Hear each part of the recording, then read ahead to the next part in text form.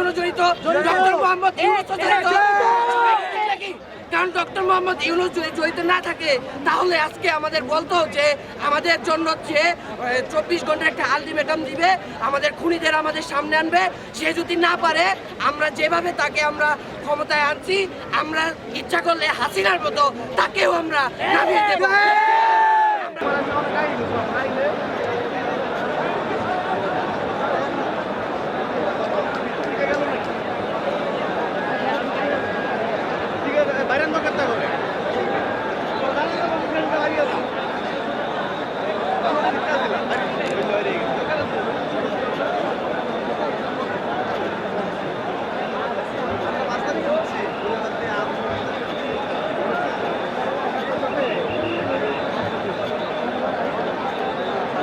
চব্বিশ ঘন্টার ভিতরে আলটিমেটাম না দেন যে খুনিদের কিভাবে আনবেন, খুনিদের কিভাবে বিচার করবেন। আমরা ফাঁসি চাই না, আমরা খুনিদের ফাঁসি চাই না। আমরা চাই শাহবাগের ছাত্র জনতা এবং মুসলিম উম্মার জনতার সামনে খুনিদের হাজির করাক, এবং কোনো আইনি আমরা কোনো চাই না। আমরা ওই জনতার বিচার চাই। ওই জনতা যে বিচার করবে আমরা তাতেই রাজি। আর ভারতকে উদ্দেশ্য করে আমি বলতে চাই, আপনারা যদি শান্তিতে থাকতে চান, 7 সিস্টার যদি বজায় রাখতে চান, তাহলে আপনারা যেই সব খুনিদের আশ্রয় দিয়েছেন, দয়া করে আল্লাহর রহমতে, আল্লাহর দুহাই, সেই খুনিদের আপনারা আমাদের বাংলাদেশে পাঠিয়ে দেন। আমরা সেটা যথাযথ ব্যবস্থা নিব। তাহলে আপনারা করতে পারেন। আর ডক্টর মোহাম্মদ ইউনূসের কাছে আমার আকুল আবেদন, আমাদের বিজেপি দরকার নেই, আমাদের বর্ডার গার্ড বাংলাদেশ এটা দরকার নেই। কারণ আমাদের হাদি ভাইয়ের উপর গুলি লাগার পরে আপনার 12 ঘন্টা পর খুনিরা পালায় যায়।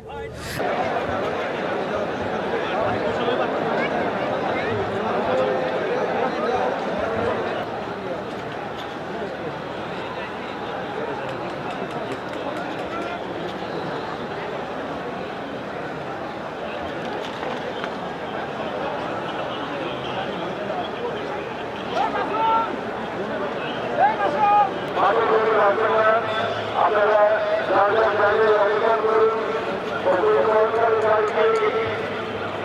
আগামী সমস্যায় এমন করা হবে সরকারের সহযোগিতা করার জন্য আপনাদের দ্রুতভাবে আপনারা বাড়ির কাছে আসবেন না।